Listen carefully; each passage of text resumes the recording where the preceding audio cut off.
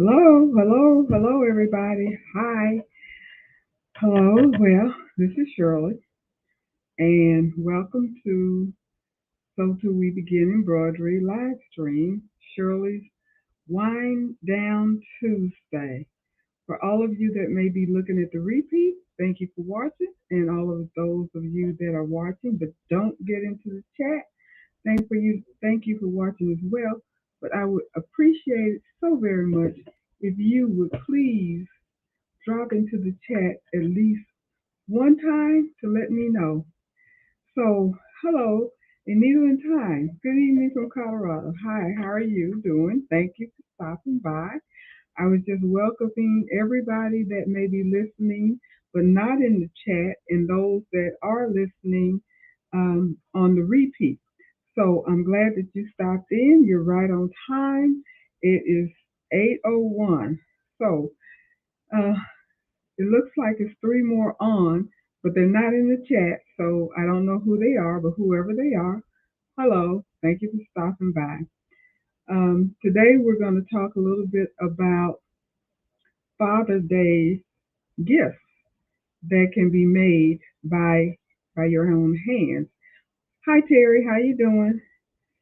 Whether or not it is embroidered or rhinestone, sublimation, X Tool, which I don't have, Glowforge, which I don't have. I know a lot of these products make beautiful, beautiful items that can be used for a gift. Hi Val, thank you for stopping in. I was just saying what our topic is going to be about this evening. Hi Mary.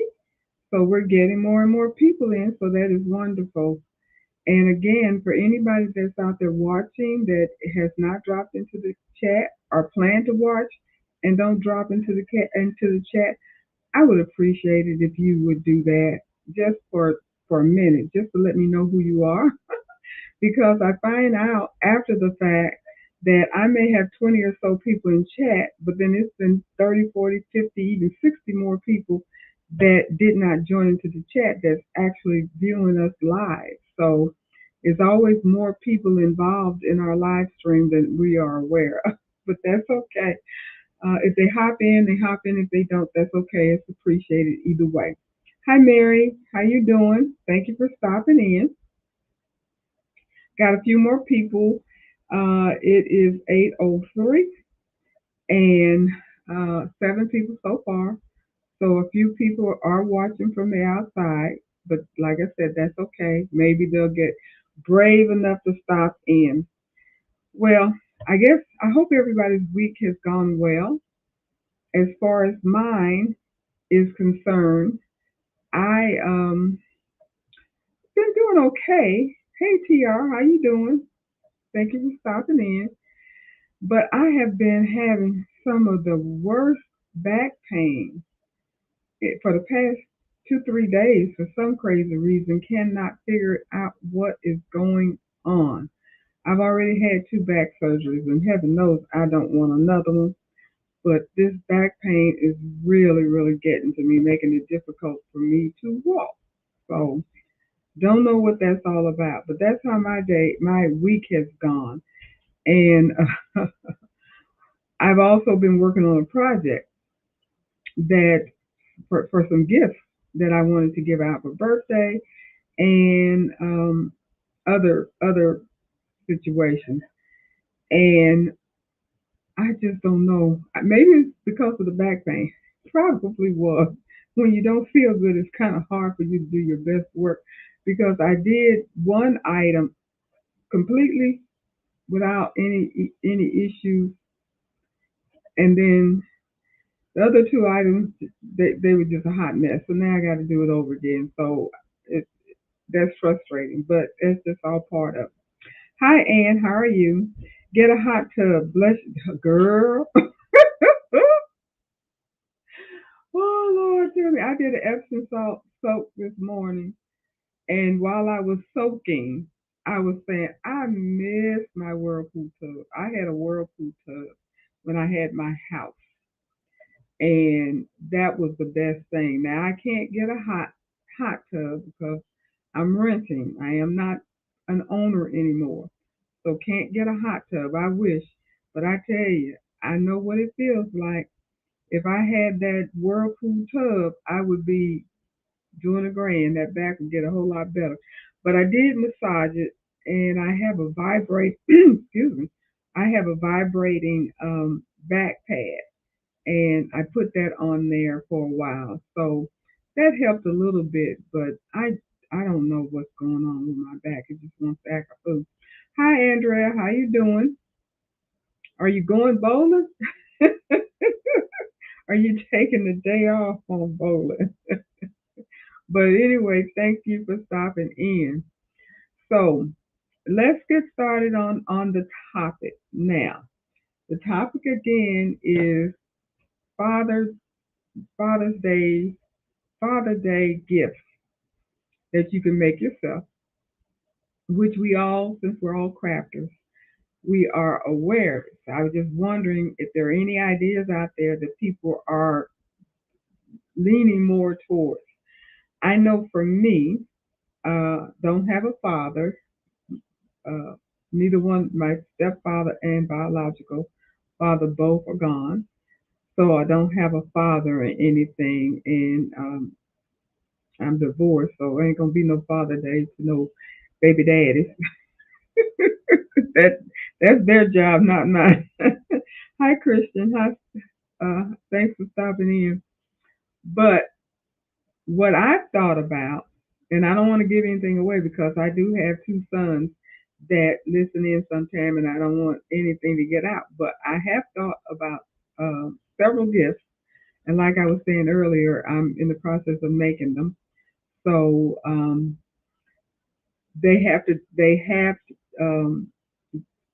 they're being embroidered. So that's one thing. Embroidery, it is so many things that you can do. I have down here, which the typical ball cap, which I just did a video on ball caps, so people can do those. I know the traditional tie that people often give or the kids give, you can always personalize a tie. Aprons are pretty good. I know one year and I don't know if it was Father's Day or just a gift in general, but I know I did sublimation grill master apron for my son that likes to grill. If you ask him, he's the best grill in the world, so he likes to grill, and so I did that for him. So an apron would be nice to give. Also some towels. You can always personalize some towels. Um, one thing that I did do, not for a Father's Day gift or anything, but actually this was a Christmas gift back in 2020 when I was still in Florida and all the kids came. I embroidered and put the initial on some robes for the boys.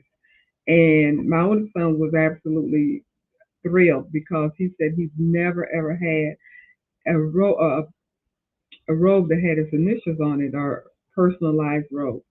And when he got that, he was like styling in it because he thought it was so cute.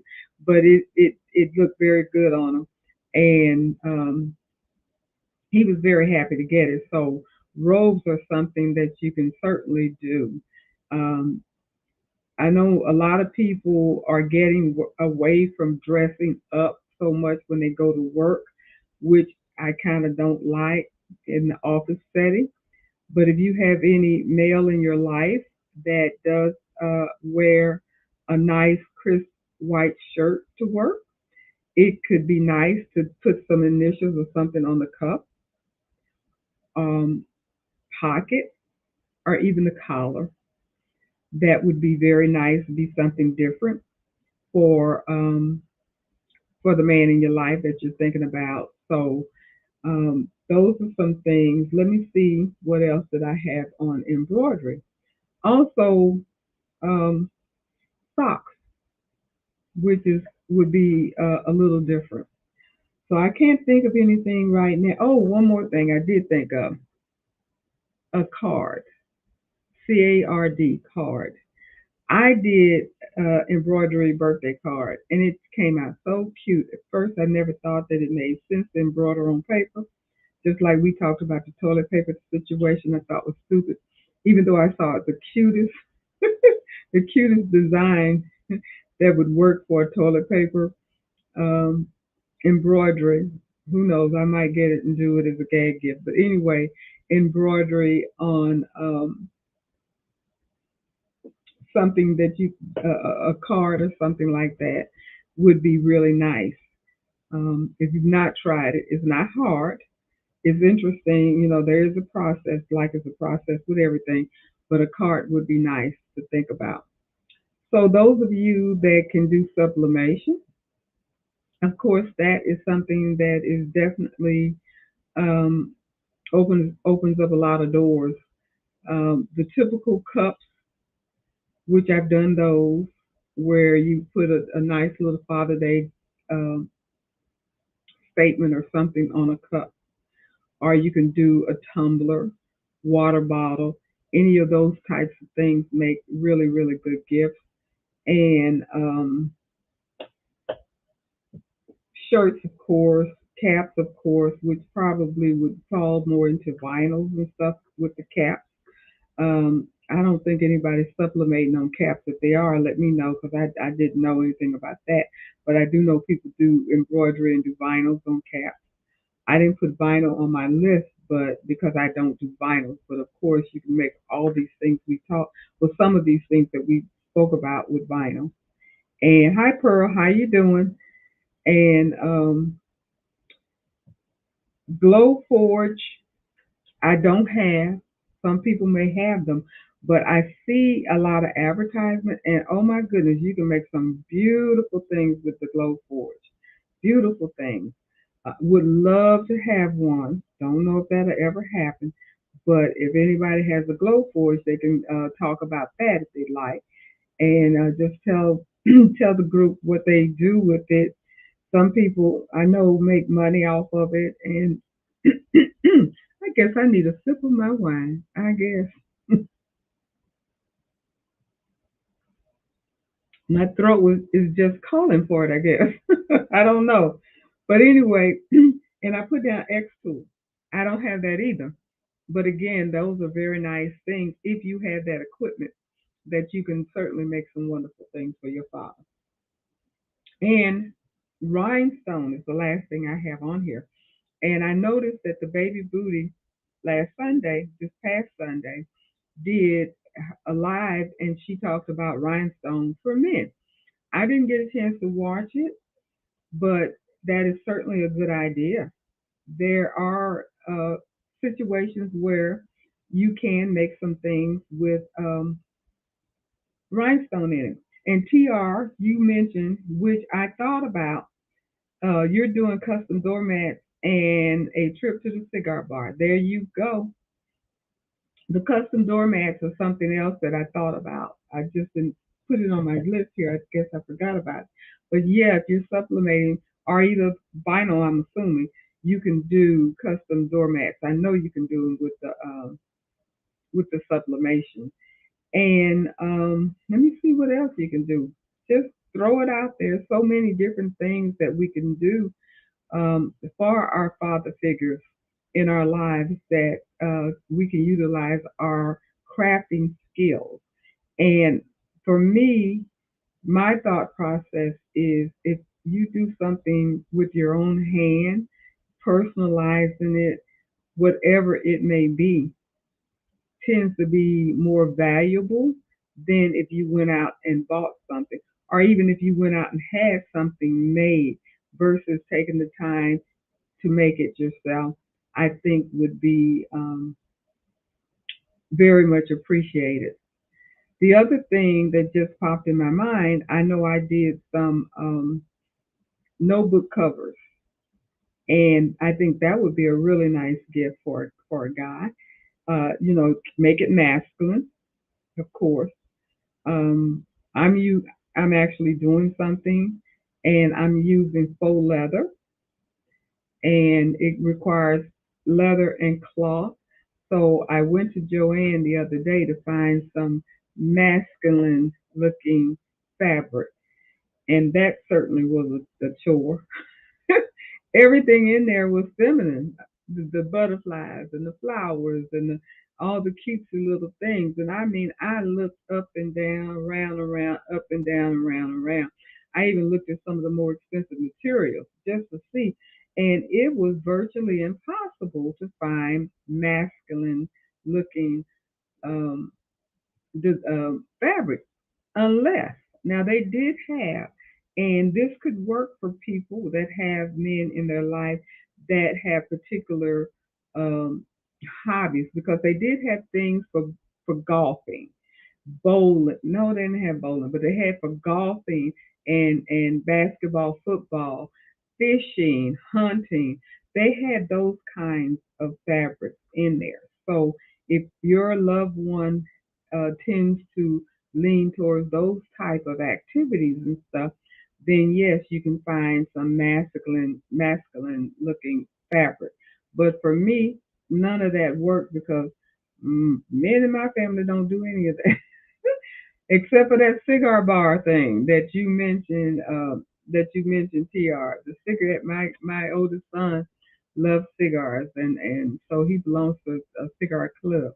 So that is definitely something. And I saw a couple of years ago something, a cute little design that would work as a sublimation that pertained to cigars. And for me or for him, it was really cute because it was a cigar um, laying on top of a shot glass or liquor glass where he drinks scotch, I believe that is, and that would be cute. Personalizing grilling apron, yes, yes, that's good. That's good. Like I mentioned earlier, I did do that for a gift for my son. I did do that because he loves the grill and everything. And okay, TR, you say you're doing a sublimated mat and a painted one for gifts. And yes, hats are being sublimated. Yeah, I know they're sublimated.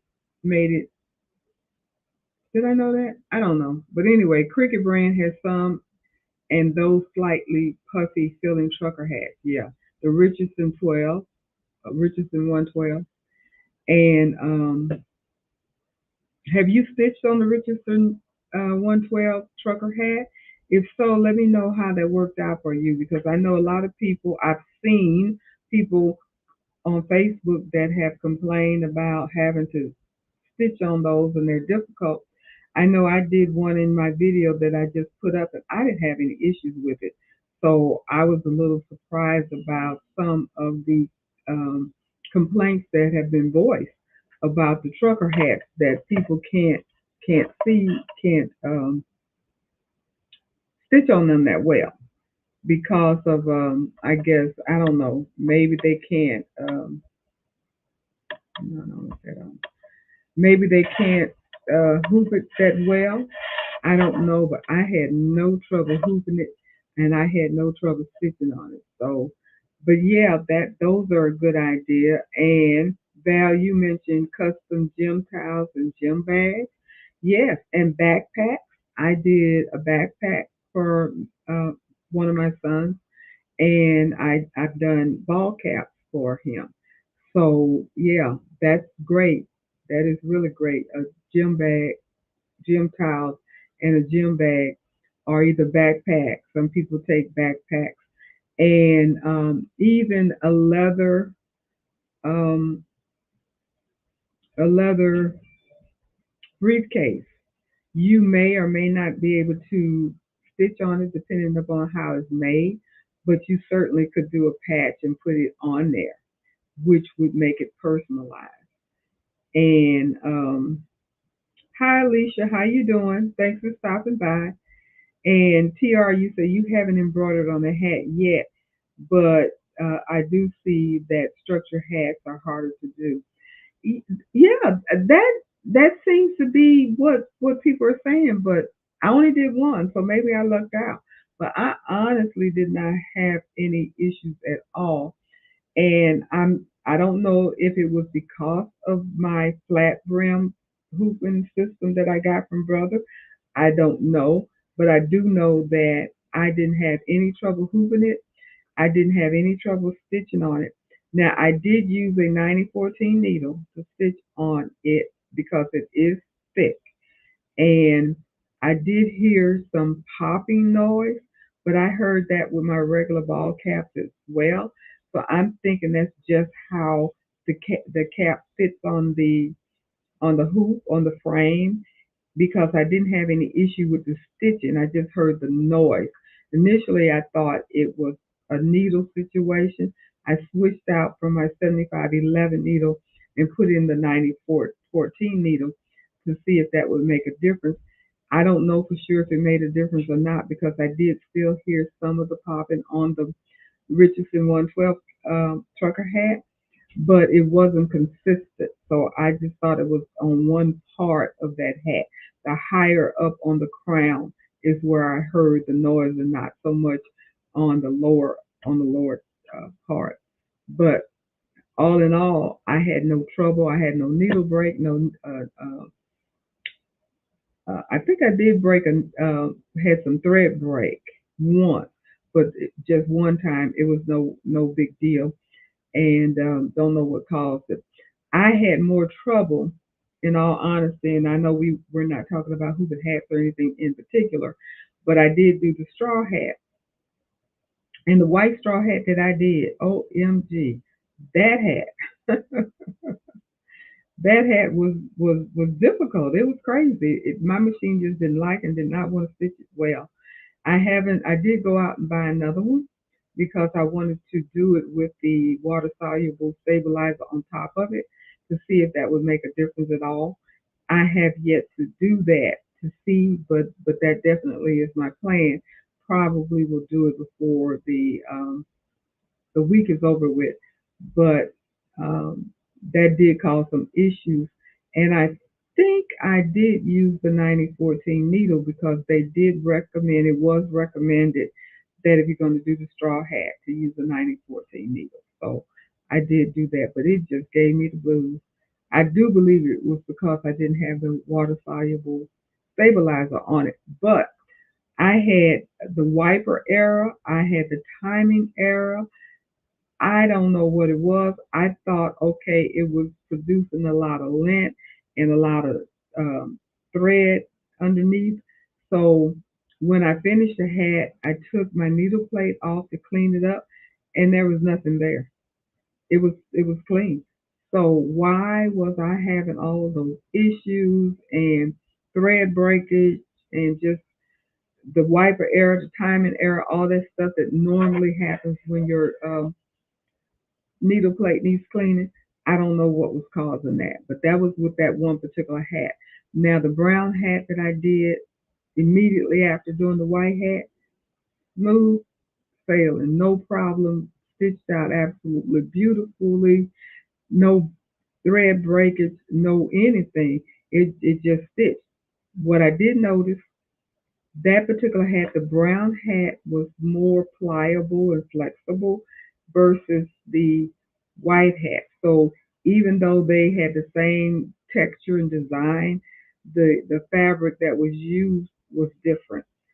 The fabrics that was used to make the hats were different, and that made a difference in the way that it's stitched. So who knows? But back to the trucker hat. Good luck with that. Hopefully it goes well for you like it did me. And I'd appreciate it if you can let us know how it does go once you get a chance to do it, because I'd like to see whether or not I just got lucky. Because I just did the one. I didn't do but one. I didn't have an order. I didn't do it for a gift or anything. I have stitched on the ball caps from, I think it's New Era. It's a company that sells. I think it's like the same ball caps that the ball players wear, because that's where my son got some caps, and those are expensive caps.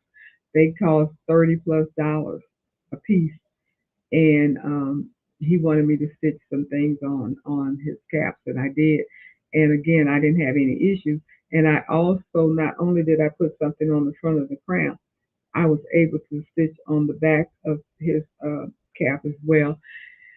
And I have to tell you, my memory has left me because I can't recall how I did it. I don't remember if I hooped it again on the um, hooping system, or if I did it with a mighty hoop. I don't remember how I did it, but I did it. I figured it out and I did it. And I could have done it with the fast frame, the easy frames that I have, because I know you can do a lot of stuff with the easy frames by Durkee for my machine, fast frames for I think commercial machines and what have you, but you can do a lot. So Trish, good tip. I just had an error message said the needle motor had locked up. I simply rethreaded the needle and it worked fine. Oh my God. I know that message scared you to death. The needle motor locked up. My word, I haven't had that one, thank goodness. But thank you for the tip because uh, if that happens to me, I would definitely try the rethreading of the needle to see if that works because your needle motor locking up sounds expensive. And Trisha, you said it did scare you. Oh, I'm sure it did. I'm sure it did.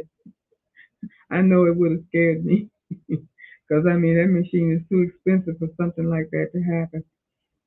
Even though they do have a good warranty and everything, part of the issue is finding someone to honor the warranty. You got to go, as far as I know, you have to go directly to a brother dealership. You can't go to any other sewing place that fixes machines. At least my guy that I took my machine in for maintenance, they will maintain any brand, but they only sell baby locks. So they only honor baby lock warranties. Even though brother and baby locks are sisters and brothers, they said no, they don't honor that. I had to take it back to where I got it from, which is in Florida, so that's not something that's feasible. So if I have an issue with my machine, that is bad enough where it needs to be fixed via warranty, I'll have to find a brother dealership that is local that's willing to do it because that particular guy wouldn't do it. So have to be careful with these machines.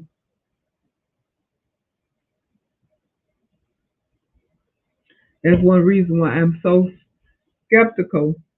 Even though I love Mighty Hoop, and that's basically all I use, I do the tracing. I trace, and I trace some more until I'm very comfortable with the fact that it's not going to hit my needle or hit the frame and break, not only break a needle. My biggest fear is not so much breaking the needle, is bending the needle bar.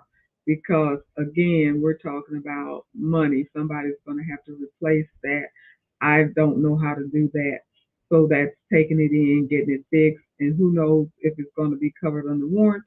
Probably not because you were using an aftermarket frame, and they'll probably not do that. Ann said, tracing is my thing too. Yes, I am the trace queen. I will trace and trace and trace until I'm comfortable. And I don't mind reducing, even though I want it big, if I'm tracing it and it looks suspect, I'm going to reduce that design until I'm comfortable because I do not want to hit my bar on my machine. So we were talking about rhinestones, car decals. Now, I have seen um, a lot of people that do car decals. You can do your cups and tumblers, and you can do jacket backs and shirts.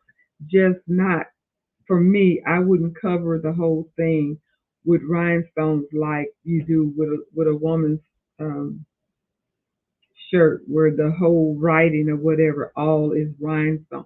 I don't think I would do that necessarily for a guy, unless I know for a fact that that's what he likes. Because I have seen some pretty dope looking shirts that have been done by men and worn by men, and they look really, really good. But you got to know your man, whether or not he would be willing to wear something like that, and maybe some of the more subdued colors like black rhinestones, or blue, something that's not out there in your face like I would, because I would do all of the clear ones, or the bright colors and stuff like that for my taste. But I wouldn't necessarily do that for a guy. The other thing you can do is add some rhinestone to your sublimation, or add some rhinestone to your embroidery. Because I have an idea in the back of my head of a project with embroidery, but I've also thought about the possibility of adding a stone here or a stone there just for the accent, and this would be for a male. So, there are different things that you can do. And I mentioned shirts, I think, for rhinestones, and jackets. Don't leave your jackets out, because um, jackets can be done for embroidery, sublimation, rhinestone. When I say sublimation, that would be using, I guess, the sizer, something where you sublimate on it and on the fabric itself or the paper itself, and then put it on the jacket. I'm not that up to date in how that works, but that would be something that you can use, because I don't know how many jackets that you can find that are polyester where you can actually sublimate directly on that jacket, but you certainly can sublimate something and put it on the jacket and make it look really, really nice, especially for the younger person. I think would really love that. And I do know people sublimate on socks, underwear, you know, I've seen men underwear. You can do the men t-shirts. You can do socks. All of those you can sublimate on. So that would be something new and different that can be used. So that's a lot of ideas for Father's Day. Father's Day gift, and Father's Day is Sunday. And trust and believe, I did not. It has slipped up on me. He just slipped up on me. I was like, it was. I'm thinking it's the next Sunday, but it's this coming Sunday. So we don't have a lot of time to get things done if that's what you want to do. But it can be done. There's a lot of things that we can do and make for the men in our family. So that's pretty much what I have talking about Father's Day gifts. Anybody else have anything else to share with us? We've talked about aprons, we've talked about doormats, and of course hats and aprons, towels, gym bags, gym towels. What else?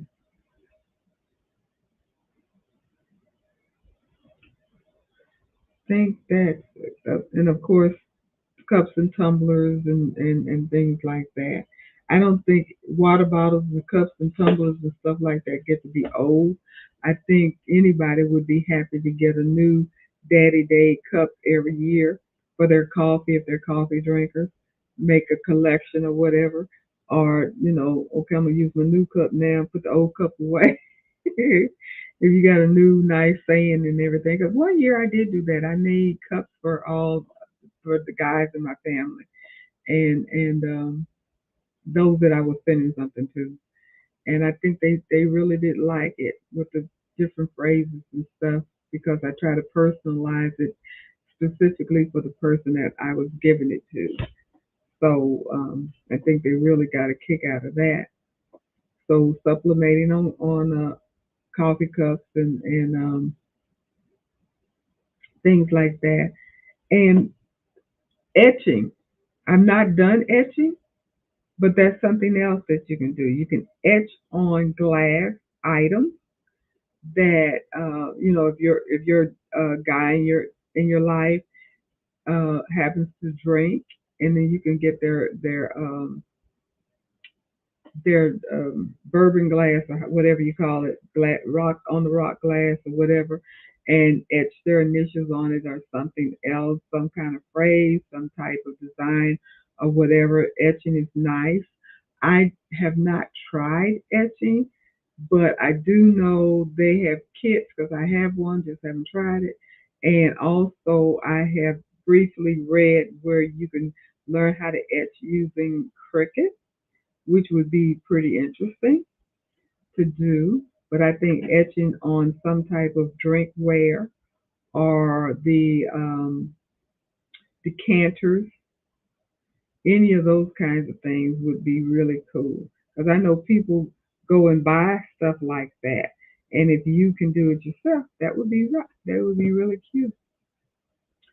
And you're saying you're making HTV T-shirts for your husband with the Cobra Mustang emblem on it. Yeah, so things like that that you know that your guy's going to really like and enjoy and keep and wear because again, I think people tend to um, really care about something that is done personalized for them, homemade. And I know we tend to do that for our mothers or the ladies in our lives because it tends to be easier. You can always make something pretty for a lady that you can do your handcrafting with. But when it comes down to men, sometimes we're not thinking and we're not quite sure what would be out there um, that they would like. So I think we brought up a lot of nice little things. So I am, like I said, I don't have anything else to say on Father's Day. What else is coming up soon? We've already had Memorial Day, so I don't guess there's any holiday coming up except for well, in the near future, Fourth of July. That's well, Juneteenth is the 19th, which is that Father's Day as well on the 19th? Hey, that's interesting. See, I don't keep up with the calendar either, but I think, if I'm not mistaken, no, the Juneteenth is Monday, Father's Day is Sunday. So Father's Day is on the 18th, and Juneteenth is on the 19th, which is Monday. So it's a Monday holiday. And hi, Bill, how you doing? Thanks for stopping in.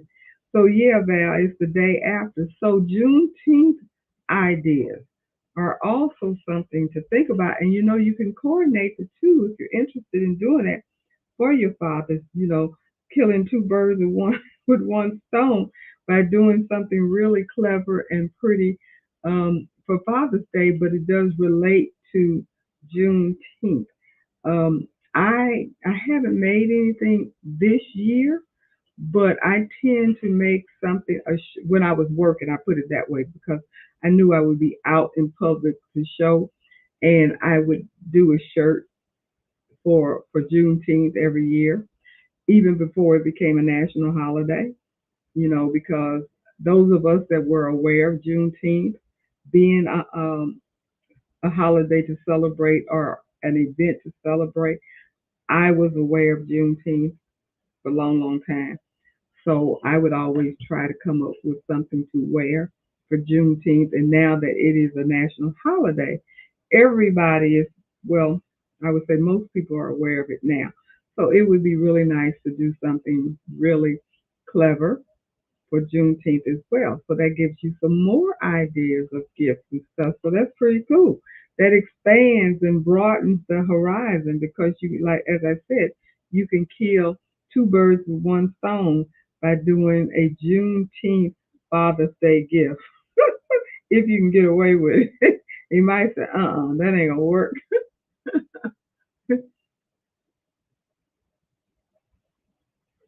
And being a national holiday and a Monday holiday, there may be people off from work that really can wear the shirt. Some people may not be comfortable wearing the shirt to work. I did. Didn't matter. Didn't bother me. I never wore the Black Lives Matter shirt to work though, but I did wear my Juneteenth shirt to work because I didn't want no controversy, which certainly would probably stir up the pot. But anyway, and they have some really nice designs on Etsy. They always do every year have really nice sublimation and embroidery designs on Etsy for uh, for Juneteenth. If anybody is interested in that, I've not seen I've not seen any Juneteenth designs on any other design platform like Embroidery Library, Stitchtopia, and Urban Threads, and those type of places.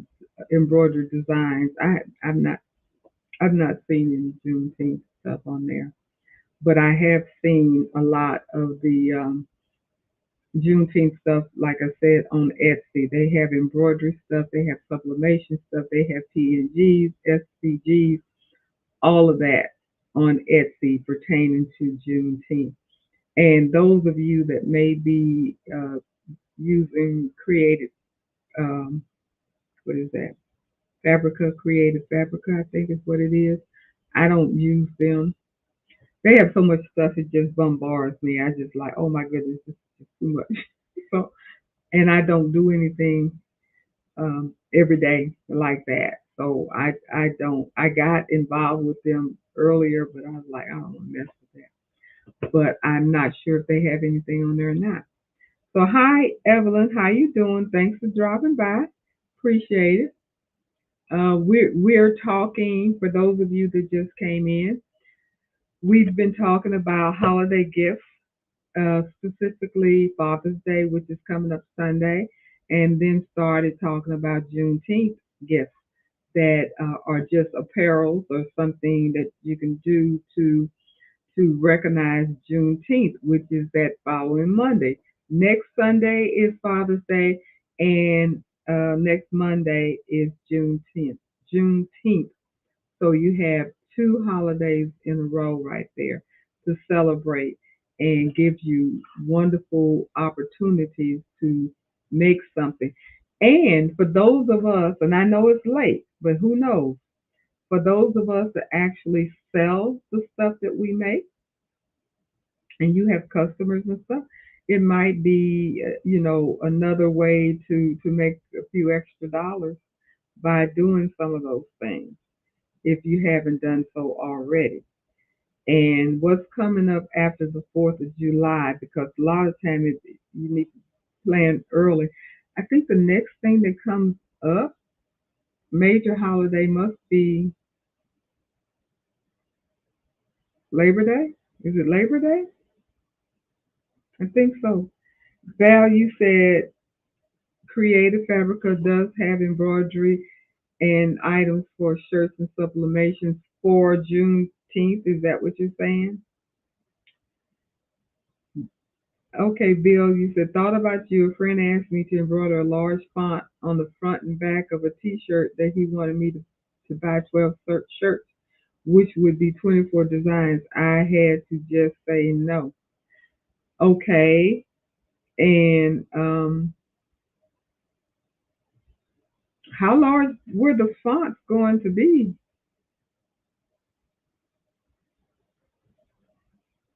on the back of a t-shirt? And wanted me to buy 12 shirts, which would have been 24 designs. Depending on how large the fonts were, how dense and all of that. T-shirts, I don't know, probably. But as long as he paid me what I was going to charge him, I would do it. As long as he was willing to pay, because I know oftentimes people don't understand the expense of embroidery and they don't want to pay what it's worth, but they got to pay for the 12 shirts, number one, and they have to pay for each design, one on the front, one on the back. It's not a freebie. It's not a group it all together. Don't know what I would charge, but he may or may not be interested in the amount of money that it's going to cost him for those 12 shirts. But I think I would have done it if he was willing to pay what I was going to charge. But that's just how it goes. So uh,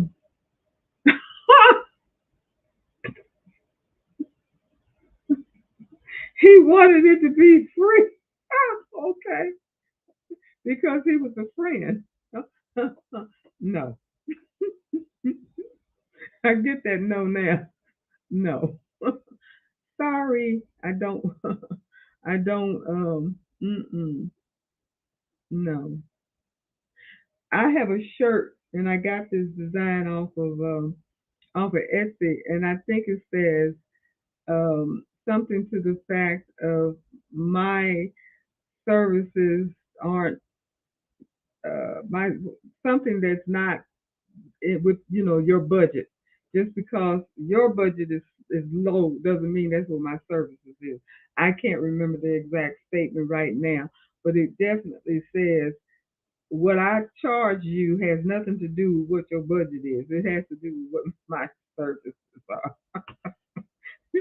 Boy, oh boy, that was that. Now that was too cute right there.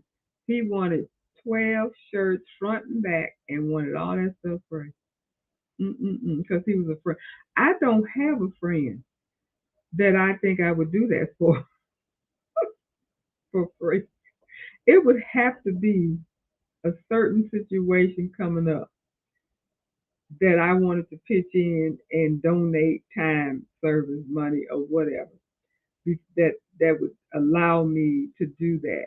Other than that, mm-mm, no, that's taking advantage of the friendship. Definitely taking advantage of the friendship. I don't blame you. I would have said no on that one. Definitely, definitely. Um, I don't know if um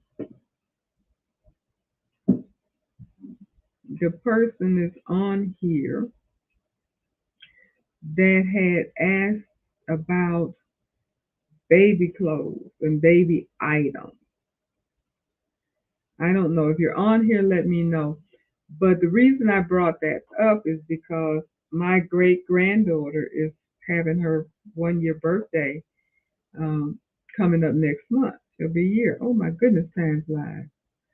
And I know when she was being born, I was being crazy.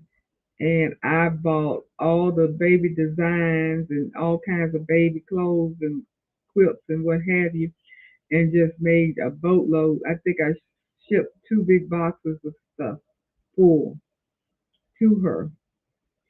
And I intend to make, now I'm not going to get crazy this time because I know she still got a whole bunch of stuff she probably hasn't even touched. But because it is her birthday, I do intend to make a few more items to send her. Matter of fact, is my daughter's Terry's grandchild, and she's on here, and she's going to visit for her birthday. So I got to get started on what I'm going to make so I can send it with her. And so I will be making baby clothes. So if that person is on here, can you let me know? Because I do intend to make a video of what I'm making.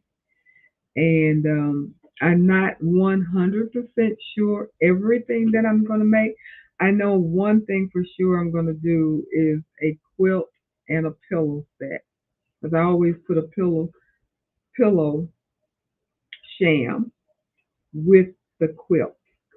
And I still have some leftovers from what I bought when she was born. that I actually didn't see, and I had to stop myself because I was just going crazy with it. But and like I said, I got plenty of designs and stuff, but I don't. I'm almost certain I don't have anything that says my first birthday or I'm one or anything like that. So I probably, matter of fact, I was already looking at those type of designs uh, today. I believe it was for that. But I know I'm going to do some baby stuff. I think on my next video. So if anybody is interested in that kind of stuff, then watch out for my video coming. And now that Bill don't want to single him out, but he is online tonight, and I know when I did my cap, I think it was part two, might have been part one, don't remember which one, um, about the cap and doing using the hooping system and stuff. I mentioned hooping or hacks that you can use in order to get closer to the brim. Now, I know, Bill, if you don't mind sharing a little bit more information about that, and specifically what I'm interested in, because I know the little metal apparatus that you get from Hoop Tech Gen X hooping system, you just put it on there and it tricks the machine, but you can't get that little piece unless you get the whole system. And I would venture to say most of us don't have it and don't intend to get it. But I know you mentioned to me that there was a guy that used a binder clip, and I don't have one close by, but this will do.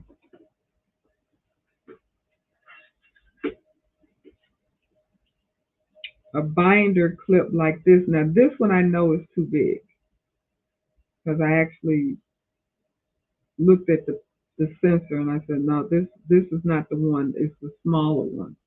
But that's what we're talking about, using one of these binder clips to trick the machine. Now I did find the sensor and I did look at it, and conceptually I understand how that would work. But if you don't mind sharing that information, I'd appreciate it. Now with a warning, because I know the video that you sent me as well has this big warning, warning, warning. And I appreciate that, because if you mess up your machine using this hack, then you are definitely voiding out your warranty on your machine. So it depends upon how important that hack is to you, or how important you want, how important it is to you to be able to get your cap closer, be able to hoop closer to the bib, the brim. For me, I would love for it to be a little closer, but I am not that adventurous because I'm not a gambler, and I'm not 100% sure that I'm gonna try the hack. So, and you say you haven't lost your what yet?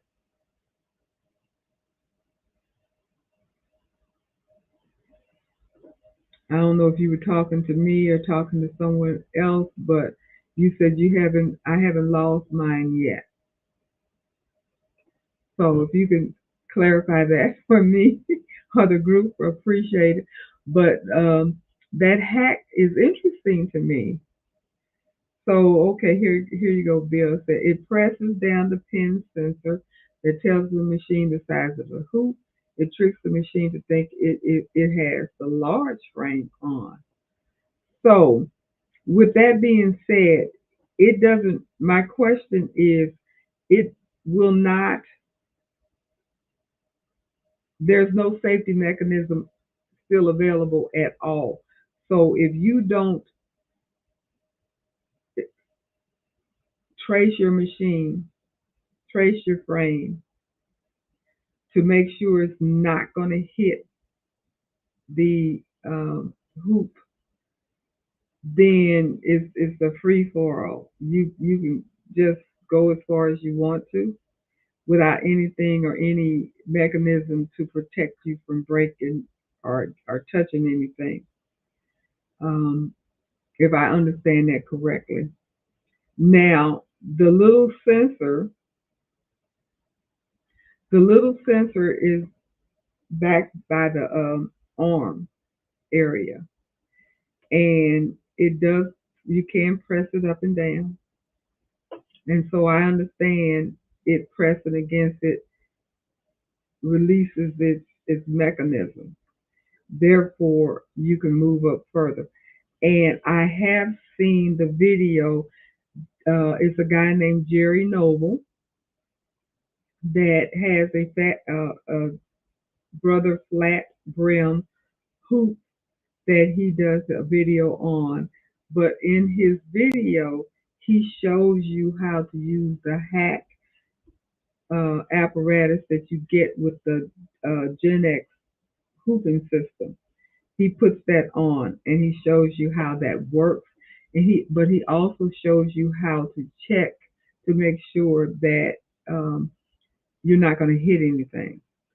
So if that was something that you are thinking about doing, I would certainly recommend that you look at that particular video and see how he um, does his measuring to make sure that it's clear enough where it's not going to hit anything, but it has actually come down closer to the brim than what you're going to get with your regular hoop because I think he got as close as a half inch or um, he said he did get down to a quarter of an inch once, but I think he got down to a half inch on that particular video that he does.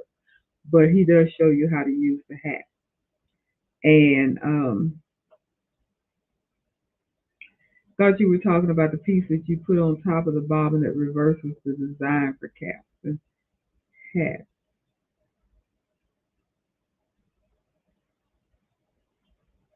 I don't know what that piece is, Ann.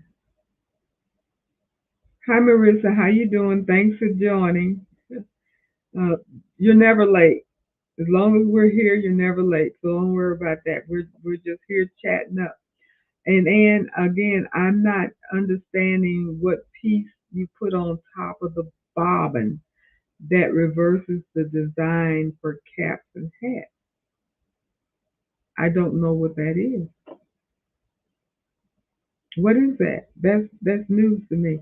I know if you use the hat, if you use your flat brim hat or any product, any hat hooping system that came with your machine, if you're using your brother machine recognizes it and it is going to flip your design automatically.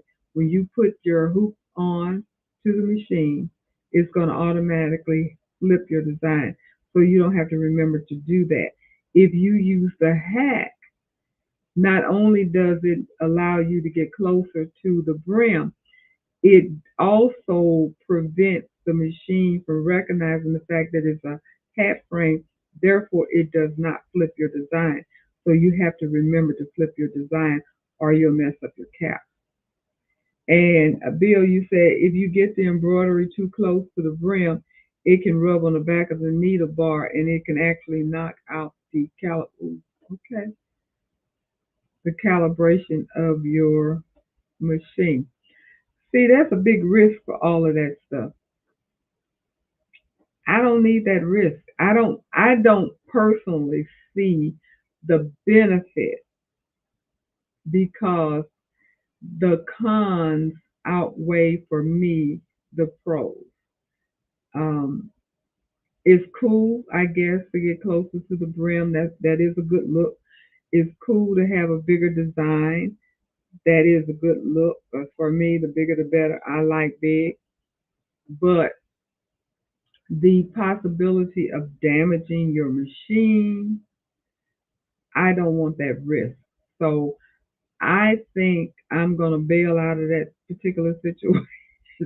I the more I think about it, the more we talk about it, I don't even think I'm gonna try it. I was interested in trying it, but I don't think I want to try it. I'm just very uncomfortable. And I know people obviously have done it. Bill, you've done it yourself and have not had any issues with it as far as messing up your machine is concerned.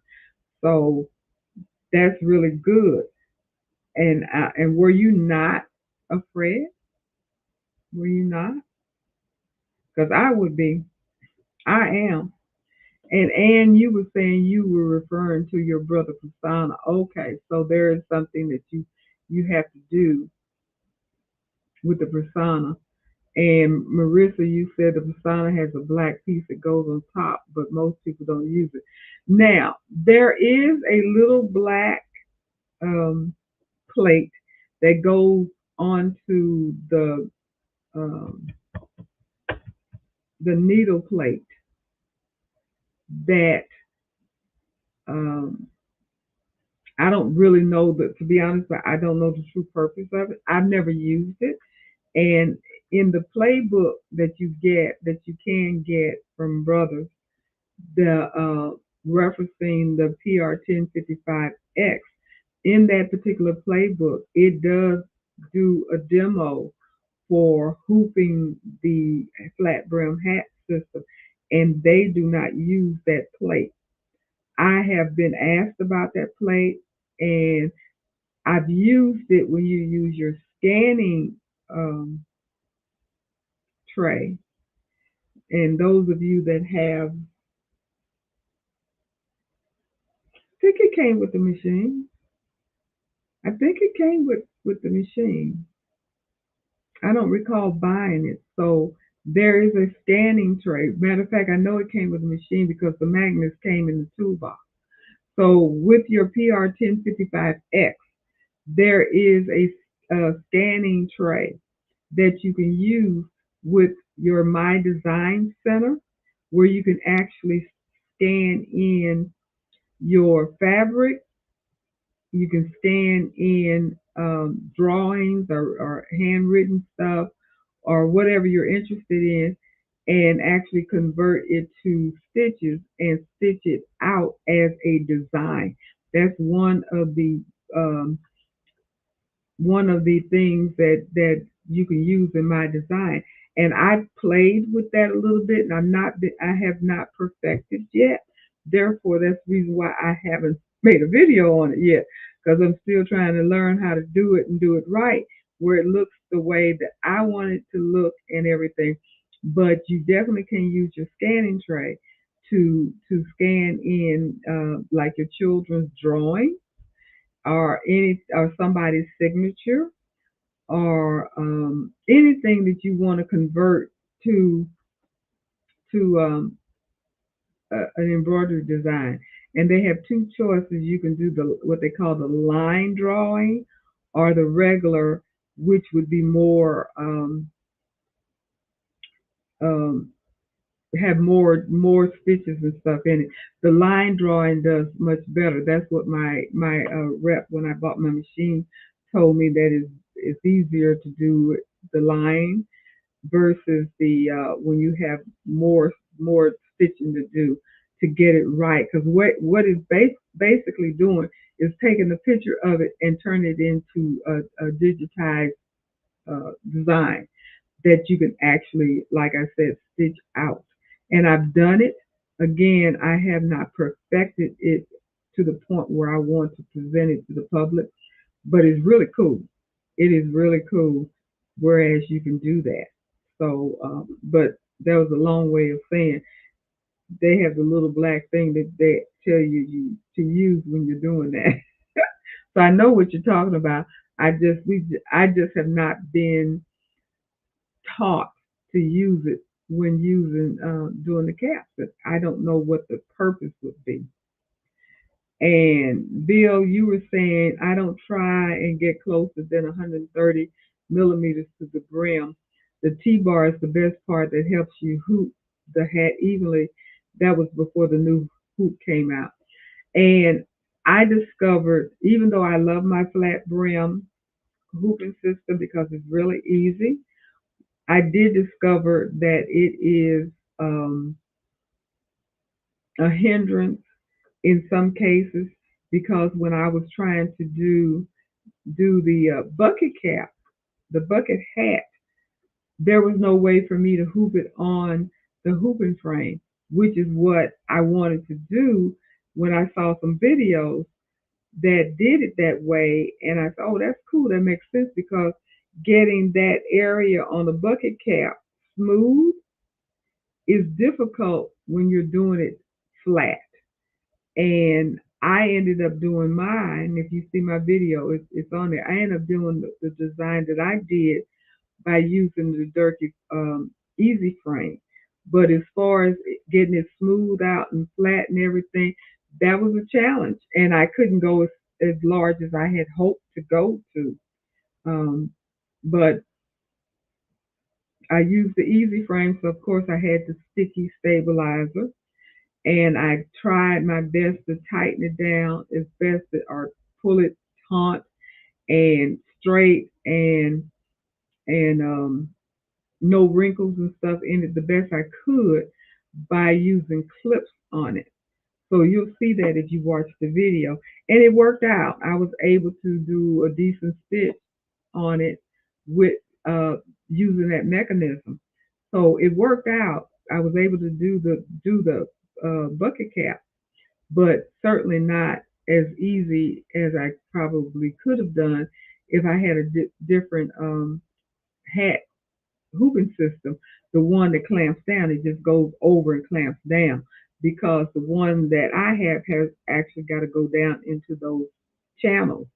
And the way the bucket hat is made, you got to brim all the way around. So the brim is in the way, you can't do it.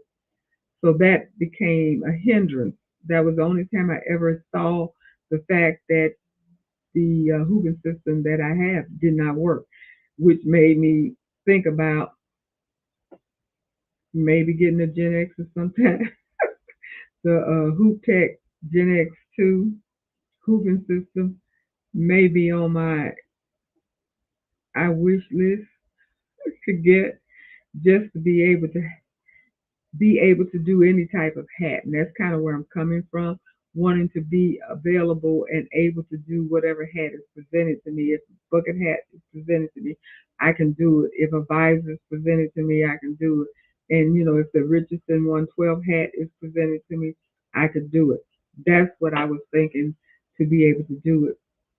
Now, Bill, back to that hack you were saying, it raises up the surface that is being sewn, so it is supposed to make that the hat hooping tighter to the sewing area, and that would be using, as you were saying, the regular hoop that you can use, and not necessarily the flat brim hat.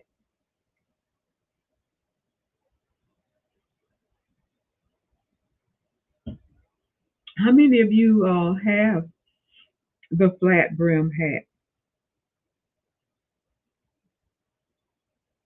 It would be nice. The little black needle plate cover. Yeah, I know it covers the needle the little black needle plate cover is the little thing that we were talking about. And but I don't use it for hats. I do use it for the scanning board or scanning tray that we have because the direction tells you to use it for that. I have no directions telling me to use the little black needle plate cover for the cap.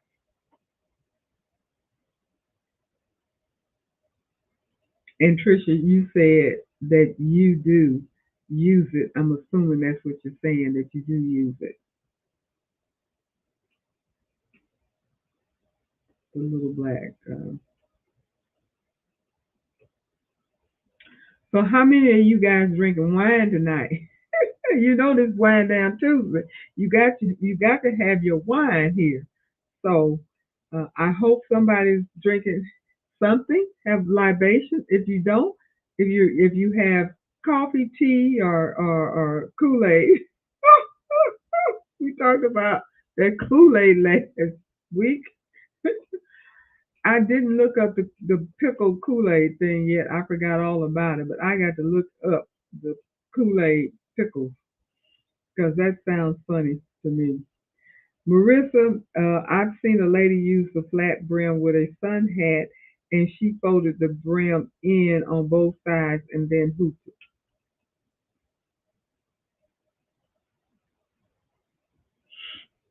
Okay, now help me understand what you mean by sun hat. I'm trying to visualize in my head. Is that the same thing as the bucket hat or similar to the bucket hat that has the brim all the way around? And she folded in both sides and then hooped it down. Okay, Trisha, you drinking water?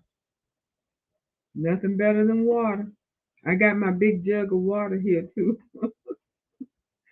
But yeah, now what I was trying to use that system that I have, hooping system that I have with the bucket hat, I did try to move that brim out of the way some kind of way.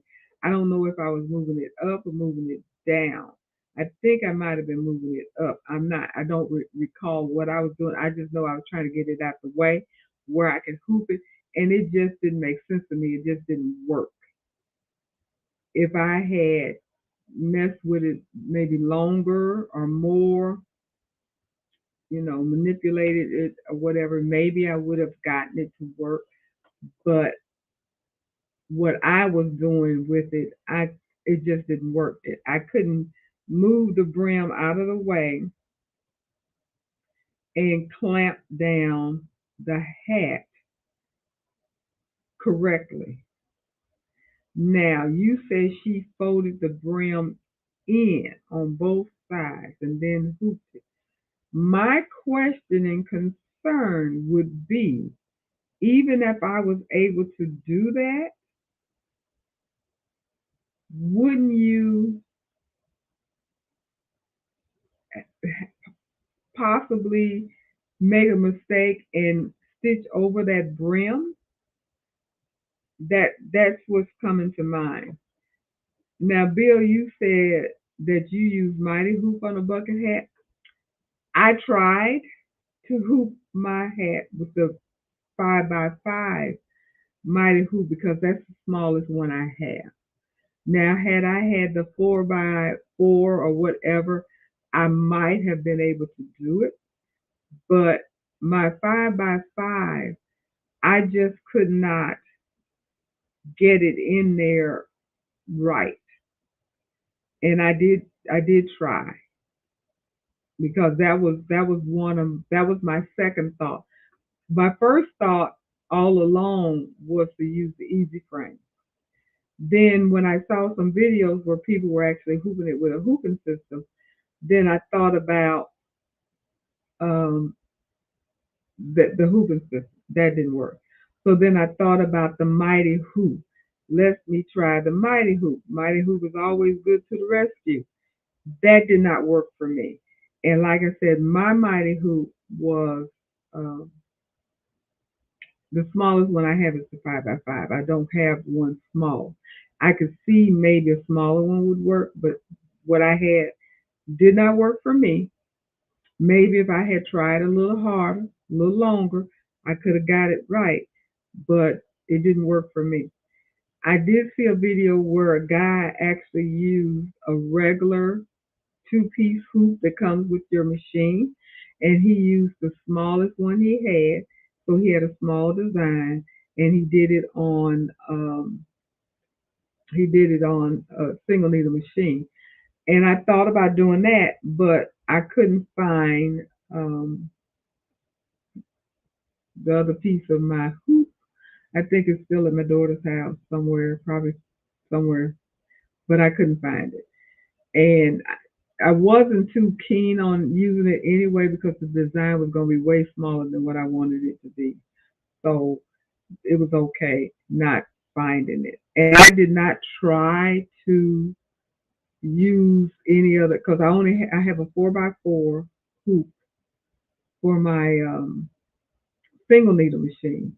So I could have used that maybe if I had tried to hoop it on there, but I have an aversion to changing thread, and the design that I had five or six different colors. So that would have been five or six different thread changes that I didn't want to do. So I decided not even go that route. Marissa, you said similar to the bucket hat, but the brim is bigger. The straw sun hat that they wear to the beach, a lot of the people embroider on the brim. Yes, you can embroider on the brim and not necessarily, well, you're not going to embroider on the crown. You're going to embroider on the brim, which I have a video that I just put out where I embroidered on the brim of a straw sun hat. And it was the regular size. Now you can get the bigger ones, which I think would be even easier to embroider on. But yeah, just not on the hooping system. But you can use what I used for my straw hat that I embroidered was the Durkee Easy Frame and sticky stabilizer. That's what I used, and it worked fine. I was able to embroider on the sun hat on the straw hat. And Bill, you use the small end of the ironing board for positioning the hat and then use the mighty hoop. Boy, tell me about it. See, that's why we do this because that makes perfect sense. And not only, but I don't have it with me, but the other thing is I have a ham, a Source ham. I don't have it with me. I got to go get my stuff from my daughter's house. There's so much stuff I need I don't have. But I have a ham. That would have been perfect to use the ham. But as you mentioned, the small end of the ironing board would have been perfect. That never crossed my mind. Thank you so much for that tip. Thank you so much for that tip because that makes perfect sense right there. Makes perfect sense. And Trisha, you said have you embroidered using the puffy foam on a ball cap? No, I've not used puffy yet. I have avoided that for some reason. Thought about it when I very first started embroidering. I ordered it's about that thick, at least a bunch of foam because I didn't know what I was doing. I didn't know you need to have a certain size and anything. I just it said foam. I got it. Haven't used it. Still got the thing, but I've never ventured out to do that. I want to. I also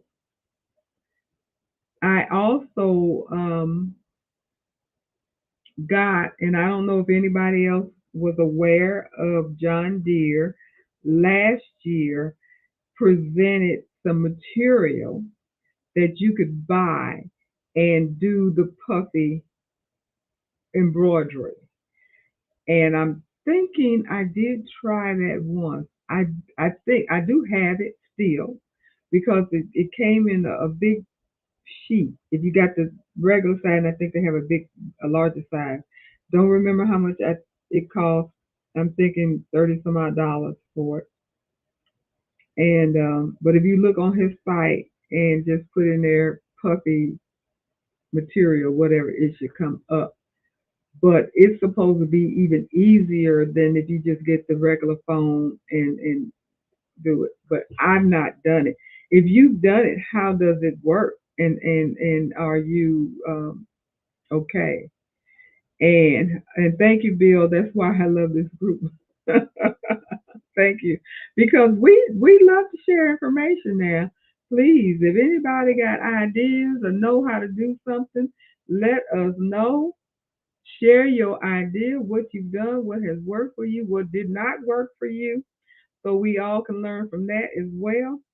But definitely share your information so we all can pick up on new ways of doing particular situations because I did not think about the small end of the ironing board at all, and that makes perfect sense.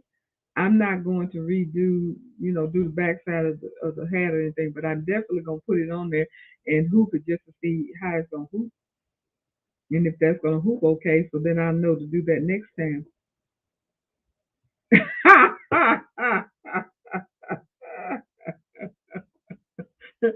You want me to do it first?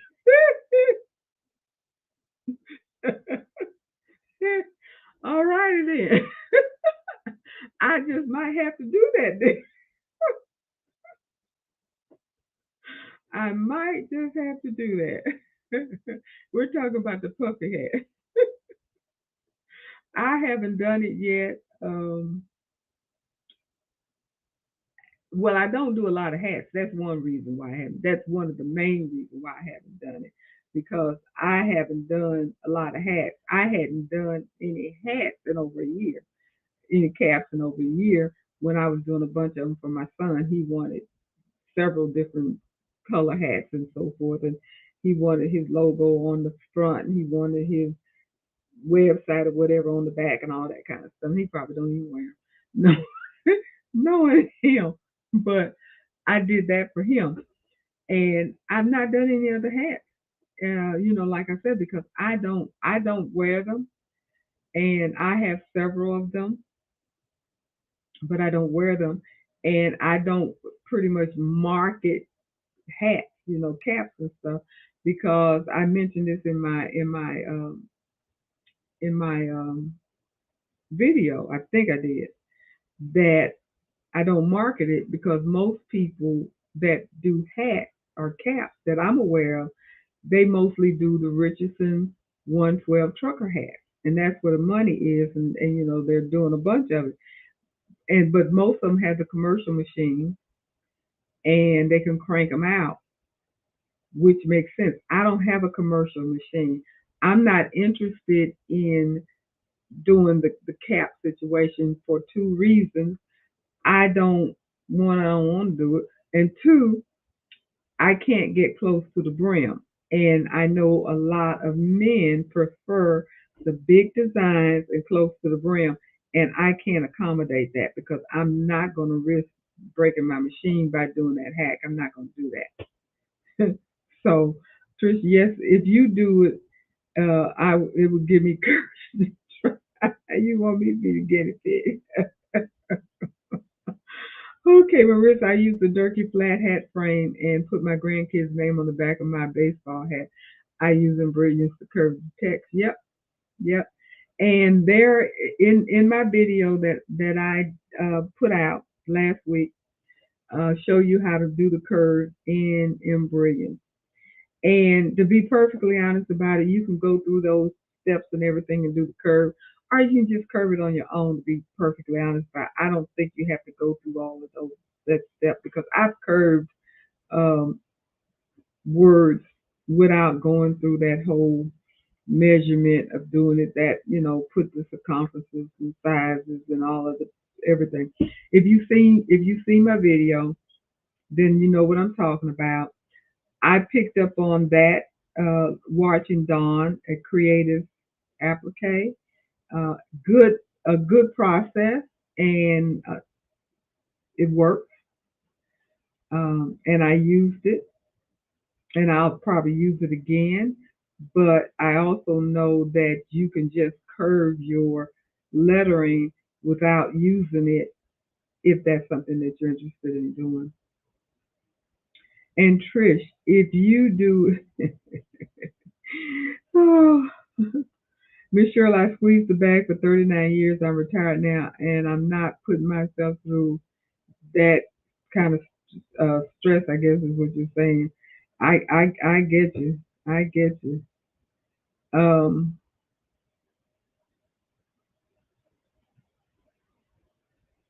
if you do it, it will give me the courage to try. I had a potential customer ask about it over the weekend. Okay. Well, I'm not going to promise you I'm going to do it anytime soon because one, I don't really have any more. Well, I have a few more caps, but they're the cheap ones. And I know I have the material that John Deere sold, but I don't have the regular foam. And then you have to have a design that is specifically digitized for a puffy design. You can't just use a regular design. It has to be specifically digitized for a puppy design, or it's not going to work. And Mary, you said I use the puff stuff from John Deere and it works well, but water activates the puff and works great on ornaments. I did some patches and had to really soak them to get the excess out, but it looks great. Okay, you know, I think I tried it once. Think I know that I haven't tried it since I first got it, and it's been a year ago. But it did seem to work. So thank you for that, Mary. And I know me and Andrea bought some, and I don't know if Andrea has done it, but I know I did try it once, and that was pretty much it. Um,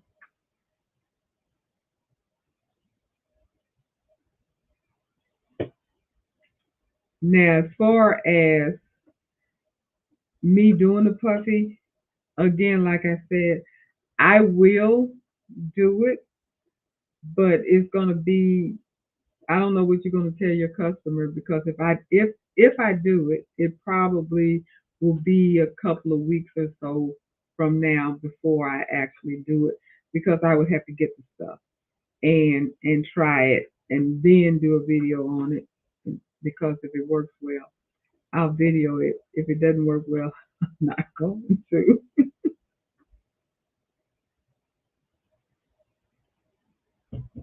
But I will write that down.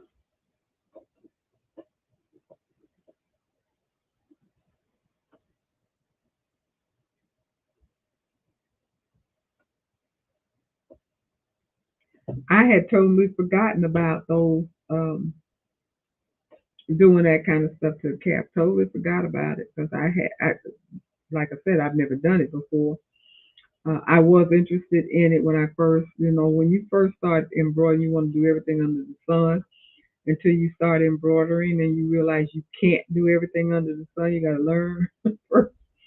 And so I thought about it way back then, but I haven't entertained it since. And Trisha, I haven't heard anything back anyway, so not in a huge hurry. Okay. Well, then that works. That works for both of us because, like I said, it will be at least a couple of weeks or so before I will venture out to do anything like that. But I will do it because I have not done a puffy hat, and I should learn how to do that. I don't think it's going. If I have the right design and the correct size foam, I don't think it's going to be an issue. I don't think. Um, And I know they got plenty of tutorials and stuff out there because I know Eve from Baby Booty did one or two. So I don't think it's going to be that difficult to do. But I also don't think, and I might be able to get it right on the first try. Who knows? I don't know. It might turn out not to be bad at all. Just like the Richardson 112 hat wasn't bad. And if I did it, I would definitely want to do it on a Richardson 112 cap. I want to do it on a nice cap so it'll stand out and look really well. So that's what I'll probably end up doing. So I'm putting myself into two situations, stitching again on the Richardson 112 and doing a puff design. Hey, just so I can show my group and I will definitely do that because I love all of you guys. So I will definitely try to do that. And then if it turns out okay, then Trish, you have to do it and share your experience with us because I will be doing it just for you and see how it comes out. And I'm definitely going to use the puff stuff. I'm not that's what he calls it too. The puff stuff. I think that's exactly what he calls it. I'm not sure, but I think it is from John Deere. And it's supposed to be, he always try to come up with something that's going to make your life simpler, like his doodle thing that I didn't get into. And it's supposed to make it easier to do puff designs. So I would definitely try the traditional way and also try the way that using John Deere's product and see how that comes out. And you're looking forward to it. Okay, well, it's coming. That's all I can say. I don't know when, but I wrote it down and it is coming. We shall see how that project turns out because I think that would be something interesting to do. And I don't have a video on it, so I'm always looking for things to put up, do videos on. And speaking of videos, I don't think I can't remember everybody that has a channel, but YouTube channel. They just announced they're lowering some of the criteria for eligibility on YouTube to allow people to get monetized. And monetize means make money, basically. And that's what makes most people get on YouTube for. I am not eligible. I ain't making a dime right now, but my goal is to get to that point. And because they have lowered the eligibility, the opportunity for me has come quicker than what I had thought it was going to be.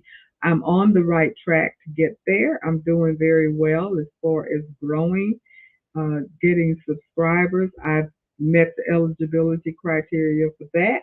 Thank you for all of you that have subscribed, and please continue to watch, and which is the next criteria because they want 4,000 watch hours in 300 in a 365-day period. And for me, unfortunately, I was on the road to get there, and when I stopped doing any videos for almost a year, all of that stuff that I had accumulated, I lost and almost had to start from ground zero. So that's why I'm still struggling right now to get to that point.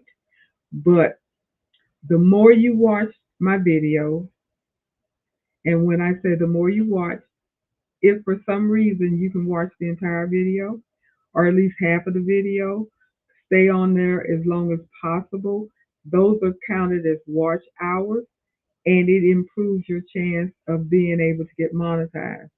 And with this new eligibility that they came up with, I will be able to get super chats and all and membership and fans and all the different little things that people can get. And I know if you're on other sites, you see people that pretty much are donating money, I guess is the best way to look at it, where they'll do a super chat for $3, $5, some do 20, 15, whatever. That goes towards your channel and eventually to your pocket. You don't get all of it, you get some of it. But I'm not eligible to get any of that. Even though I have advertisement on my site, you may see my videos and an advertisement pops up and stuff. I'm not eligible to get a dime from any of that yet. But the more my subscribers eligibility I've reached, but I still need more subscribers. But my watch time hours I've not reached yet. So that's where I need the most help at. And the best way for you guys to help me is three ways. One, liking my video, like giving a thumbs up. Two, sharing the video with other people. And three is to watch it for a period of time. If you can watch it all the way through, and I'm trying to keep them short. I know when I did the cap, they were running close to an hour. It's hard to talk about the equipment, the hooping, and show you how the cap is uh, put on the machine and stitched out. And then I did two caps. I did two straw hat and a bucket hat. It's hard to do that within 20 minutes. So it took about 50 some odd minutes for both of those videos. But I'm trying my best to keep them short so you can watch all of it. And that does help. So that's just pretty much me with a cry for help, if you will. As they say, help a sister out. So I can meet those goals because like I said, that's one of the what I love doing the lives. I love talking to people. I love to get to know you. And hopefully at some point if we get a chance to go to that convention in Fredericksburg in September, I'll get a chance to meet some of you guys. And who knows, we may end up going to other different conventions and so forth and so on to meet people. And that would be wonderful.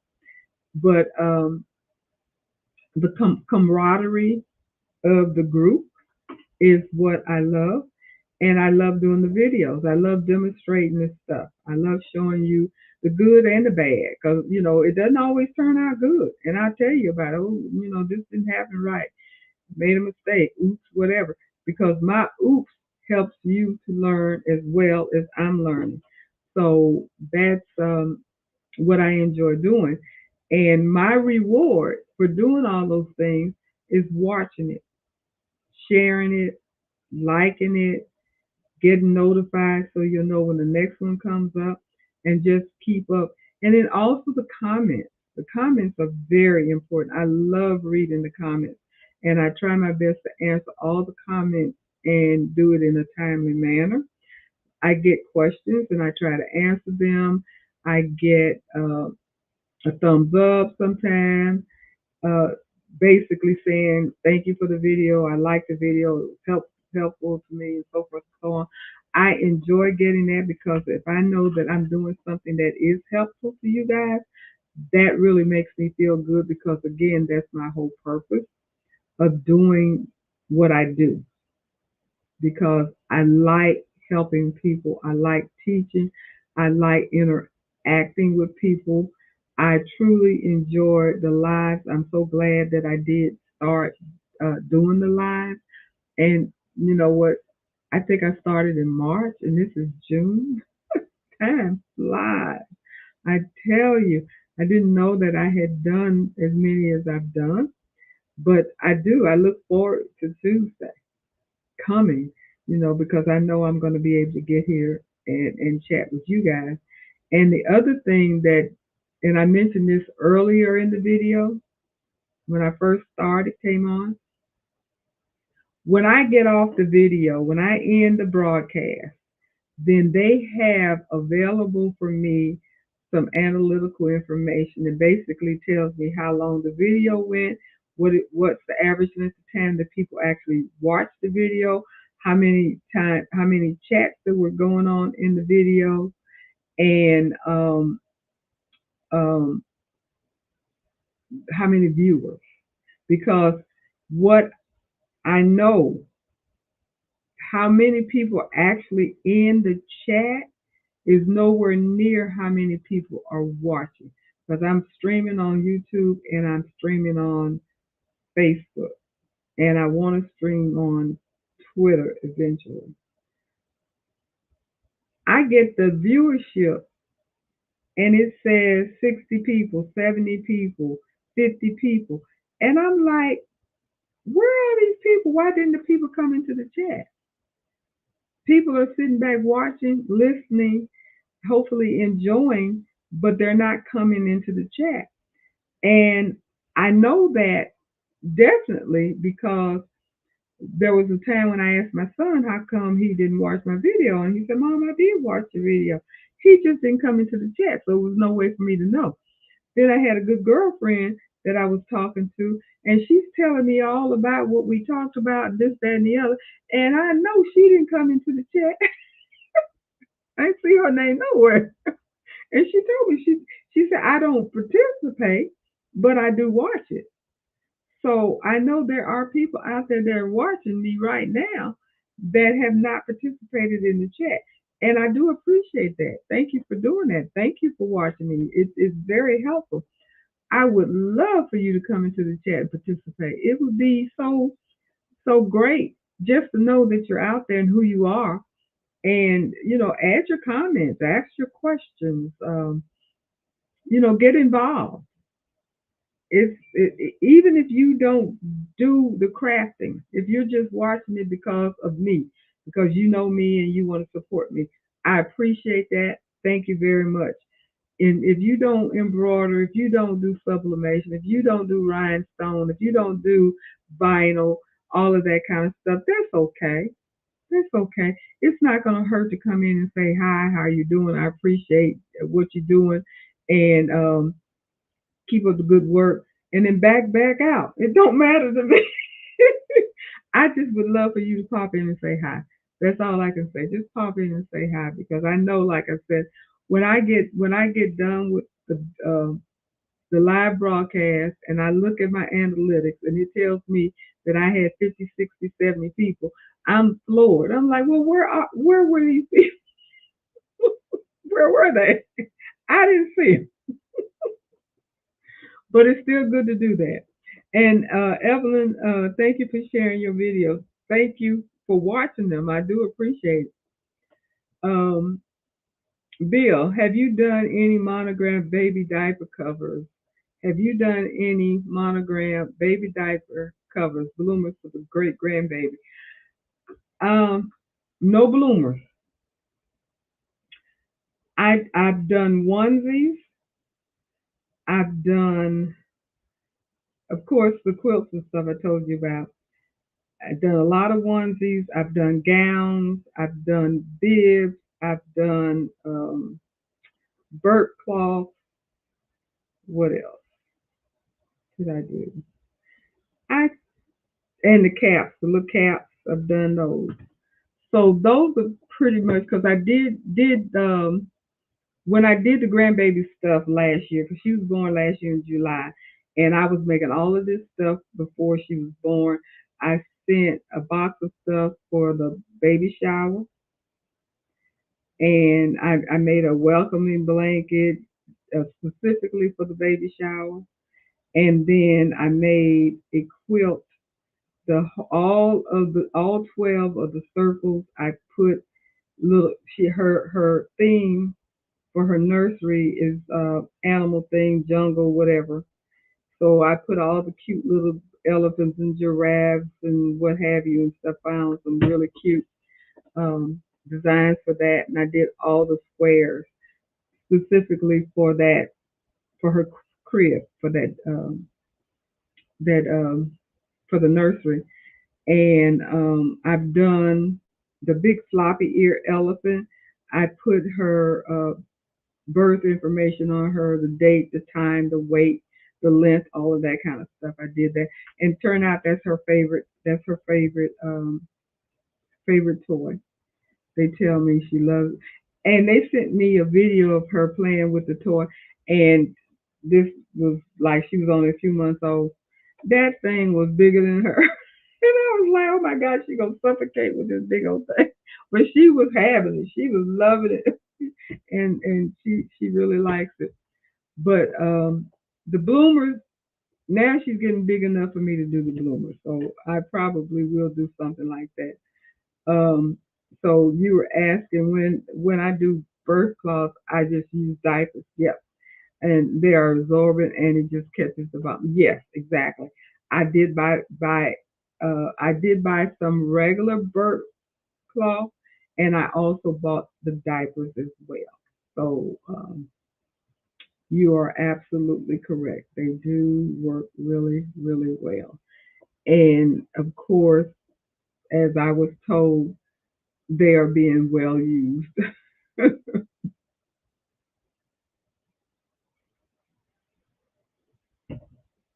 And of course, the bibs. Now she's getting bigger. I did not make her any in the hoop bibs, even though I have several patterns. and they're really, really, really cute. The problem that I came across, I made a couple of them. They're so tiny. The largest hoop I have is the 8 by 13 mighty hoop, or either the 8 by 14 regular hoop that comes with the machine. The design is sized to fit in your largest hoop for a regular machine, not a luminaire or anything like that. That 16 by 10 or whatever a luminaire is. I think a luminaire is like 16 by 16 an eighth or something by 10 and 5/8 something. Anyway, I know it's 10 by 16. So it's large, where you could do it in the hoop bib that would be much larger. When I made these bibs in the hoop, they look like bibs for dolls. So little. It's only good for a newborn. I mean, freshly newborn.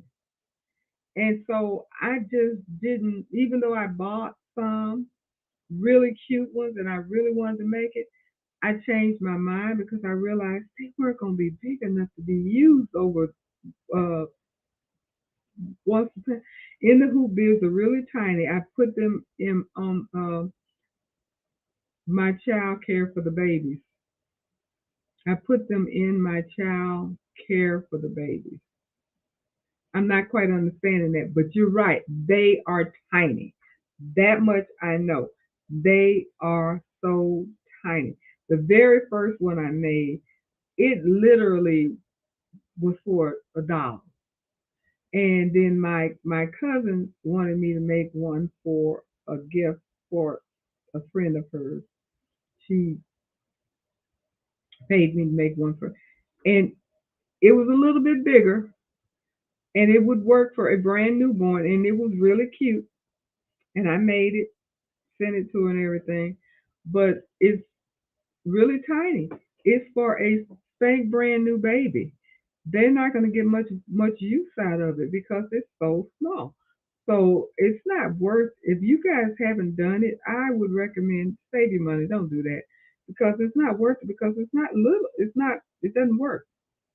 Oh, okay, for the little babies they play with, right? For their dolls, exactly, and they're cute. It looked like something that you would have for a doll. You're exactly right. And Evelyn, you said, yes, I made the end the hoop and gave it to my granddaughter for her doll. That's right. I don't know what those people are thinking about. And of course, you're not thinking. You don't know until you get it and make it and you realize this thing is too small. You can't do anything with this. So, no, don't do that. Now, it would not be bad if they had it where you did it in two hoopings and make it larger. That wouldn't be bad. Now, Eve from the Baby Booty, that was my go-to person when I first started learning how to do anything in embroidery. She has so many really nice videos for beginners because even before I started looking at her live, I looked at a lot of her old videos. And she got started. She tells her story as getting started by making something for somebody for a baby shower. And it just kind of blossomed from that. People saw it, liked it, and wanted some. But she uses a design, a pattern of a um, larger baby bed. And she said, uh, go to the dollar store, buy one of those placemats and use a pattern that you can buy of a baby bed that's a regular size baby bed. Cut out that placemat and then use that for your pattern for your baby bed. And I did that. And it makes a very nice size bed. Let me see.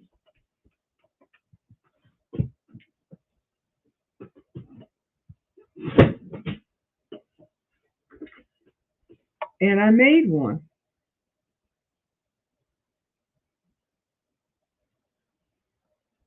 Now I made this when I very first started. I probably will send it to her. I just never did put the I never did put the clamp here or whatever, the little button or whatever. And I put the design on it. I could go back and it's terry cloth on the back, flannel on the front, put the ruffles on and everything. Now this is a nice size. I mean, she could use this right now. Heck, I could use it. But I did exactly what she said, and this was from a pattern that I got, and I don't know exactly where I got the pattern, but I do know that I did exactly what she said because I'm a good student. I listened. I cut it out with that placemat, and the reason she said that is because it's durable, and if you're making lot of them, you don't have to worry about that paper pattern that you buy and it tears up after you've used it a couple of times. You put it on that placemat, you can use it 100 times. You can use it. You still got that same pattern. And but that was her recommendation to do that, and that's what I did. So that's my recommendation to you guys to do that. And if you're gonna make anything, if you're gonna make baby bibs or anything like that, because that's gonna be my go-to. I'm not those in the hoop. Mm-mm. And Trisha, you would say maybe to use the bib ones and put it in the scrapbook. Yeah, that's the only thing you can use it for. When you bringing that baby home from the hospital, when it's teeny tiny, and they got a bib. But other than that, no. And thank you, Evelyn. I thought it turned out really cute, considering this was my very first one of my very first embroidery projects that I did. Um, when I first started doing the embroidery. And I didn't have a baby to give it to at the time, so that's why I still have it. I was just trying to do it. I do use those cutting mats for most of my use patterns. That's good idea. I never thought of I didn't think about it, but like I said, I'm sharing what I learned, and I bought the mat and I used them, and Eve has so many good pearls that's gonna save you money. So if you've not watched her stuff and you're interested in learning different things, you can learn a lot from her. And that baby has a special great grandmother. Well, thank you so much. I'm her Gigi. So yeah, I and we're both Cancer. We both born in July, so my birthday's next month as well. And I was so happy because she was supposed to be born in August, I believe. She was supposed to be born early August, but she came mid. Um, she was born on the 19th, so if that's considered mid month or late month or whatever. But anyway, that's when she was born, and she ended up being a Cancer and not whatever that August baby was going to be. So I was happy about that too, because I have 5 grandsons, biological children. I have granddaughters and grandsons by marriage, but my biological grandchildren are 5 boys, no girls. I didn't get not one granddaughter, but I have 2 great granddaughters. So they're making up for them. When the grandsons start having kids, they're having girls. And I was like, there you go. That's what I'm talking about. So I'm getting lucky on that part. um, I put snaps on all my bibs I use. I get orders to put snaps on bibs. Girl, We need to talk. I tried that snap nest today on something, but I know what my problem was with the snap. What I was trying to put a snap on was it was just too thick. That was my issue. I know that for a fact. I don't know what alternative that I have. It was suggested to put the snap on, but the material is too thick. But I think I have figured out how to do the snaps, and I can put it on here because I do have the snaps and everything.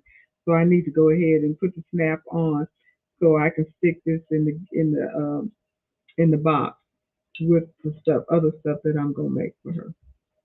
But yeah, I was so excited to have a girl when she was having her baby and everything, and when they did the gender reveal, um, I was so happy that it did turn out to be a girl. It was like good. I wanted a girl.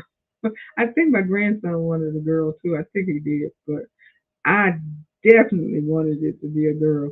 Now he has a son, a stepson, um, and the little boy he wanted a brother. He did not want a sister, so he wasn't happy. But I think everybody else, the mom I think wanted a girl, and the dad, my grandson wanted a girl. So that it turned out, and I know I wanted one. I definitely wanted it to be a girl, and because I knew if it was a girl, it was gonna get spoiled even if it was a boy, because they got cute stuff for boys, but they had so many cute little things for little girls.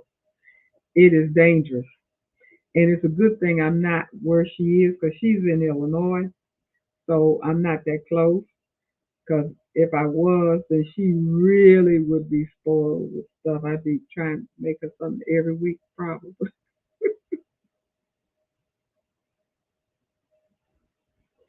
But I'm gonna get her a box together. It'll be a small box this time. I'm not gonna go hog wild crazy like I did in the beginning because I know they got a whole bunch of stuff because they got a lot of family and stuff on both sides. So they get a whole bunch of stuff for the baby, and the baby can only wear so much. So it don't make sense to inundate her with a whole lot of stuff that she's gonna outgrow and not getting use out of it. I just hope. I don't know if they will because they're young. They don't think like us.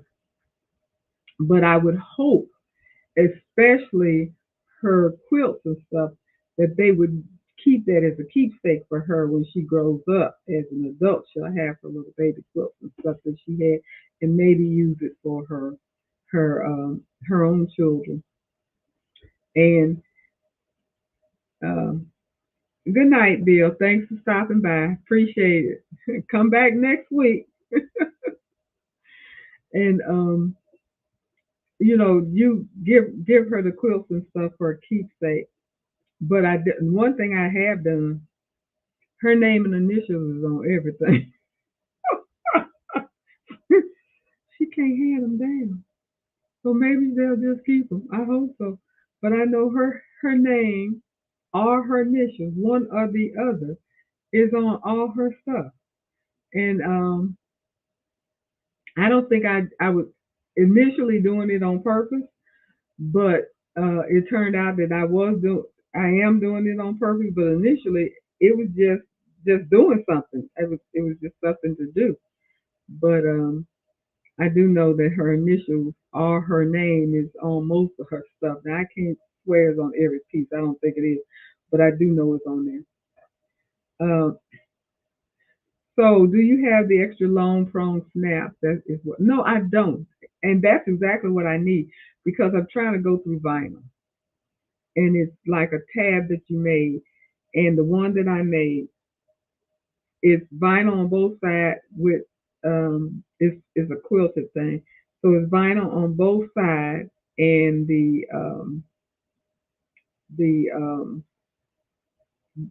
bedding. What is it called? Is it called bedding? Oh, what is it? You know what I'm talking about? The stuff that you use, the batting. I know something. The batting is in the middle, so it's thick. So I do need the extra long prongs. I guess I need to get on Facebook and find not Facebook on Amazon and find it. so I can use it because I need it. Because I had tons of the regular one. I pulled out all those little cam snaps and stuff that I got, and I was like, I can't use. I got the metal ones, I got the plastic ones, I got the rivet thing. I got all of that stuff, and I can't use any of it. None of it works. So I didn't know they had extra long ones, so now I'm going to look for them. Thank you so much, Marissa, so I can go ahead and find that so I can use it because what I have is not working. It is not working, and I was not happy. But now that I know that they have the longer one, I would. I'm going to look for that. Well, Bill started it. He said good night, and I just looked at the clock because I never keep up with the clock, and it looks like it is now 10 o'clock. So again, we've been on here for 2 hours, and we've talked about a whole lot of different stuff. We gave some good information out, sharing. So I know I've picked up some information. Hopefully, some of you guys have picked up some information as well that you can use. Little tips and things that we share. So with that being said, if nobody has anything else that they want to add or for the last comment is, I am going to go ahead and sign off, say good night. And please, if you all can remember to give me thumbs up for this video, it's very helpful. Thumbs up, everybody. Give me a thumbs up. Even those that are watching that aren't saying anything, if you can give me a thumbs up as well, I appreciate it. And those that are doing the rebroadcast, watching, again, thumbs up, appreciate it. And I will say good night to everybody. Have a wonderful weekend. Thanks for stopping by. And I will see you next Tuesday. Good night.